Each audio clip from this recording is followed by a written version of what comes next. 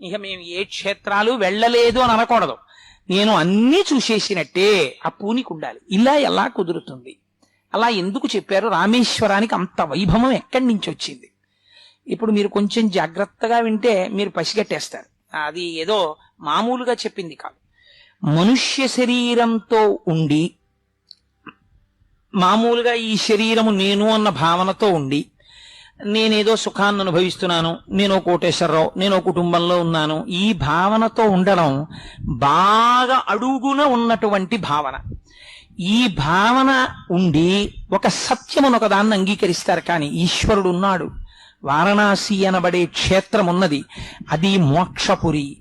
భగవానుడు తలుచుకుంటే నాకు మోక్షం ఇయ్యగలడు, వాడే అంతటా ఉన్నాడు, వాడు తప్ప వేరొక వస్తువు లేదు ప్రపంచంలో, ఏకమేవా అద్వితీయం బ్రహ్మ అని మీరు నమ్మిన నాడు ఊర్ధ్వముఖ చలనం చేస్తారు. ఇదే పుట్టుకలో రహస్యం. మిగిలిన ప్రాణులన్నీ భూమికి అడ్డంగా పుట్టి అడ్డంగా పెరుగుతాయి. ఒక్క మనుష్య ప్రాణి మాత్రం అడ్డంగా పుట్టి నిలువుగా పెరుగుతుంది. నిలువుగా పెరగడంలో రహస్యం ఏమిటో తెలుసా అండి? వెన్నెముక. మీరు ఊర్ధ్వముఖ చలనం చెయ్యమని మీరు కాశీ క్షేత్రాన్ని చేరాలి. కాశీ క్షేత్రాన్ని చేరి మీరు విశ్వనాథలింగం దగ్గర, విశ్వేశ్వరలింగం దగ్గర నిలబడి అభిషేకం చేసి అన్నపూర్ణమ్మ దగ్గరికి వెళ్ళి ఏ కోరిక కోరితే మీరు జ్ఞానిగా నిలబడతారో, ఎప్పుడు మోక్ష స్థితికి అర్హులవుతారో, విశాలాక్షి దర్శనం అంటే ఏమిటో మీకు నేను విజ్ఞాపన చేసి ఉన్నాను. ఇప్పుడు మీరు పట్టుకున్న గంగ జ్ఞానగంగ. ఈ జ్ఞానగంగ పట్టుకుని మీరు ఎక్కడికి రావాలి? ఈ జ్ఞానం ఉండి సంసారం వదిలేరు. జ్ఞానమును పొంది సంసారములోనే ఉంటారు. అదే కాళ్ళు, అదే చేతులు, అదే ప్యాంటు, అదే చొక్కా, అదే ఉద్యోగం, అదే టేబుల్, అదే సీటు. ఏది మారింది లోపల? మనిషి ఏం మారిపోడు జ్ఞానైపోతే, లోపల కోణం మారిపోయింది. ఇప్పుడు ఇదేమైంది? మళ్ళీ కిందకు వచ్చారు, అంటే రామేశ్వరం వచ్చారు. ఇప్పుడు మీకేం కనపడుతోంది? ఏకో దేవః సర్వభూతాంతరాత్మ సర్వభూతాదివాస సాక్షీ చేతో కేవలో నిర్గుణశ్చ. ఉన్నదొక్కటే పదార్థం, అదే అంతటా కనపడుతోంది. ఇది జ్ఞానగంగ పట్టరావడం అంటే. పట్టుకొచ్చి ఎక్కడికి వచ్చారు? రామేశ్వరం వచ్చారు. రామేశ్వరంలో ఏముంది? శివలింగాన్ని ప్రతిష్ఠ చేశారు. ఎవరు చేశారు? రాముడు చేశాడు. రాముడు ఎందుకు చేశాడు? తనకున్న పాపం పోవడానికి చేశాడు. ఎవరిని ప్రతిష్ఠించాడు? శివలింగాన్ని ప్రతిష్ఠించాడు. అంటే రాముడు గొప్ప, శివుడు గొప్ప? మీరు వెంటనే రామేశ్వరం వెళ్ళి ప్రశ్న వేశారనుకోండి, ఇప్పుడు ఏమనాలి?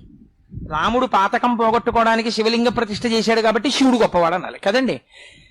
కొంచెం జాగ్రత్తగా వినండి, తొందరపడి తీర్పు చెప్పకండి. ఈ ప్రశ్నే దేవతలందరూ రామేశ్వరం వచ్చి వేశారు. రామేశ్వరం వచ్చి శ్రీ మహావిష్ణువు యొక్క స్వరూపమైన రాముడు పాతకం పోగొట్టుకోవడానికి లింగ ప్రతిష్ఠ చేశాడు కదా. కాబట్టి రాముని యొక్క ఈశ్వరుడు శివుడు. కాబట్టి ఇది షష్ఠీ తత్పురుష సమాసము రామేశ్వరము. కాబట్టి రాముడి కన్నా గొప్పవాడు శివుడు అన్నారు. అంటే కొంతమంది అన్నారు, కాదు కాదయ్యా, ఆయన మనుష్యుడిగా ఎలా ప్రవర్తించాలో చూపించడానికి వచ్చాడు రామచంద్రమూర్తిగా. అందుకని శివారాధన ఎంత గొప్పదో, ఎలా పాపం పోగొట్టుకోవాలో చూపించాడు. కానీ పరమశివుడు కూడా రామనామం చేస్తుంటాడు. కాబట్టి ఇప్పుడు అది షష్ఠీ తత్పురుష సమాసం కాదు, రాముని యొక్క శివుడు కాదు, రాముని ఈశ్వరుడుగా కలిగిన శివుడు. కాబట్టి కలది కలవాడు వచ్చింది కాబట్టి బహువ్రీహి సమాసం. రాముడే ఈ శివుడికి ఈశ్వరుడు అని వాళ్ళు అన్నారు. రాముడికి శివుడు ఈశ్వరుడా, శివుడికి రాముడు ఈశ్వరుడా? రెండు వర్గాలయ్యి. ఇప్పుడు ఎవరు చెప్పాలి ఈ తీర్పు? అందరూ కలిసి ఎందుకు ఈ కొట్టుకోవడం, ఆయన్ని అడిగేస్తే గొడవ వదిలిపోతుందని కైలాసానికి వెళ్ళారు. శివుణ్ణి అడిగారు, నీకు రాముడు ఈశ్వరుడా, రాముడికి నువ్వు ఈశ్వరుడిగా చెప్పన్నారు. అంటే ఆయన అన్నాడు, అబ్బాయే మీరు చెప్పిందే కరెక్ట్, బహువ్రీహి సమాసం. రాముడు నాకు ఈశ్వరుడైనాడు, రాముడే నాకు ఈశ్వరుడు, నేను ఆయన కన్నా చిన్నవాణ్ణి అన్నాడు. బయటకు వచ్చారు. చూసారా మేము చెప్పిందే కరెక్ట్ అన్నారు కొంతమంది. అంటే వీళ్ళు అన్నారు, మా శివుడు అంతేనండి, మహాజ్ఞాని, అలాగే మాట్లాడతాడు చాలా వినయంగా, అంతేకాని నేను ఈశ్వరుణ్ణి అనడు. వైకుంఠం వెళ్ళి అడుగుదాం అన్నారు. ఆయన దగ్గరికి వెళ్ళి అడిగారు, ఏమండి శివుడి దగ్గరికి వెళ్ళాం, ఆయన కన్ఫర్మ్ చేసేసాడు, ఆయనకి మీరు ఈశ్వరుట్ట కదా, నిజమే కదా అన్నారు. ఇది భోళాశంకరుడు అండి, ఆయన మహాజ్ఞాని, జ్ఞానగంగాధరుడు. కానీ అలా అనడు. చేత్తో త్రిశూలం పట్టుకున్నాడు, త్రిగుణాతీతుడు. అయినా అబ్బే నాకేం వచ్చండి, నాకేం తెలుసండి అంటాడు. నమ్మకండి. ఆయనకి నేను ఈశ్వరుణ్ణి గాను, షష్ఠీ తత్పురుష సమాసం. రాముని యొక్క ఈశ్వరుడు, ఆయనే నాకు ఈశ్వరుడు అన్నాడు. వీళ్ళు బయటికి వచ్చి అందరూ తలలు గోక్కున్నారు. ఆయన దగ్గరికి వెళ్తే అలా అంటాడు, ఈయన దగ్గరికి వెళ్తే ఇలా అంటాడు, పేరు చూస్తే రామేశ్వరం, రాముడు శివ ప్రతిష్ఠ చేశారు, అసలు ఏమిటి ఈ క్షేత్రం? కాబట్టి ఇప్పుడు ఎవరి దగ్గరికి వెళ్ళారు? ఇంటి పెద్ద ఆయన ఒక ఆయన ఉన్నాడు, 4 వేదాలు 4 ముఖాలతో చెప్పే ఆయనకి తెలుసు సమస్తం, బ్రహ్మహత్యాపాతకం బ్రహ్మాస్త్రం అన్ని ఆయనవే కదా, అందుకని ఆయన దగ్గరికి వెడదాం పదండి అన్నారు. వెళ్ళారు. ఏమిరా ఇంతమంది వచ్చారు, ఏమైందన్నాడు ఆయన. ఏం లేదండి, రాముని యొక్క ఈశ్వరుడా, శివుడిని రాముని ఈశ్వరుడుగా కలిగిన వాడా, ఏది ఇందులో సత్యం అన్నారు. ఓరిమి అసాధ్యం కులా షష్ఠీ తత్పురుషము కాదు, బహువ్రీహి కాదురా, రాముడే ఈశ్వరుడైనాడు, విశేషణ పూర్వత కర్మధారయ సమాసం 2 లేవు, ఉన్నది ఒక్కటే అన్నాడు ఆయన. అన్నన్నన్నన్న ఇదనమాట రహస్యం. ఆయనే రాముడిగా ఉన్నాడు, ఆయనే శివలింగాన్ని ప్రతిష్ఠించుకున్నాడు, ఆయనే ఈయన. తత్వం తత్ త్వం అసి తత్వమసి. ఎంత గొప్ప క్షేత్రం రా ఇది జ్ఞానం అంటే. ఇప్పుడు ఇది ఏమైంది?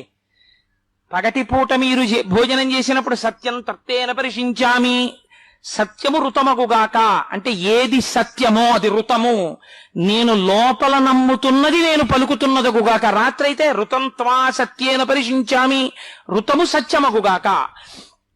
కాశీ నుంచి రామేశ్వరానికి వచ్చారు, వచ్చి ఈ గంగాజలాన్ని తీసుకెళ్లి అక్కడ పోశారు.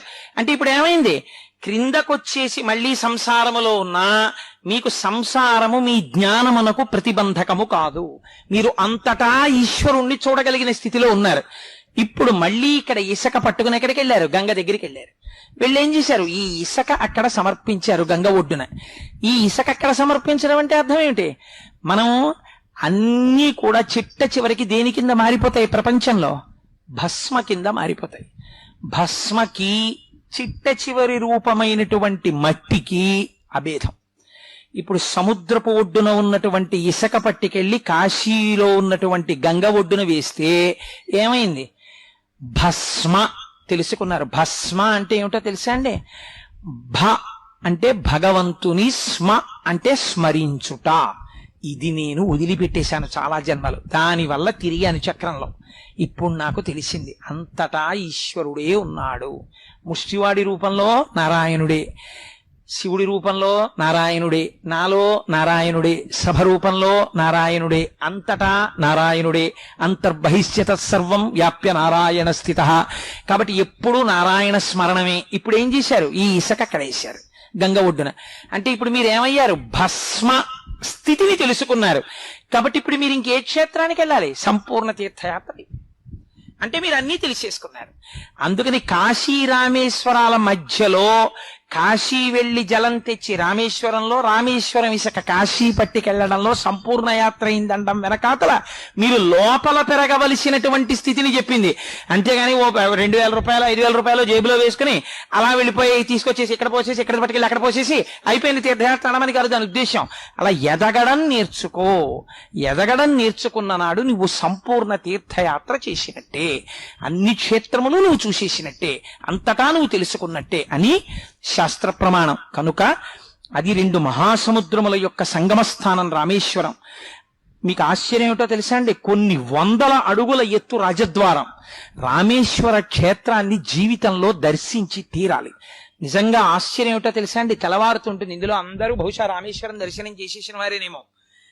తెల్లవారుతుండగా సూర్యోదయం అవుతుంటే మీరు ఆ మీటర్ గేజ్ ట్రైన్ వెడుతున్నప్పుడు మీరు కిటికీ పక్కన కూర్చుంటే దూరంగా సముద్రం బీచ్ దగ్గరికి వచ్చేస్తుంటుంది. ఇది బీచ్ దగ్గరికి వచ్చేస్తోంది, ట్రైన్ వెళ్ళిపోతోంది అనుకుంటారు. సడన్ గా ట్రైన్ బ్రిడ్జ్ ఎక్కడం, ట్రైన్ చక్రాలు మీకు కనపడవుగా, మీరు కిటికీ పక్కన కూర్చున్నారు, సముద్రం మొదలైపోతుంది. ఇది సముద్రం మీద వెళ్ళిపోతుంది రైలు అనుకుంటారు. సముద్రం మీద వెళ్ళిపోతుంటే చుట్టూ సముద్రం, మధ్యలో చిన్ని రైలు పెట్లు మీరు.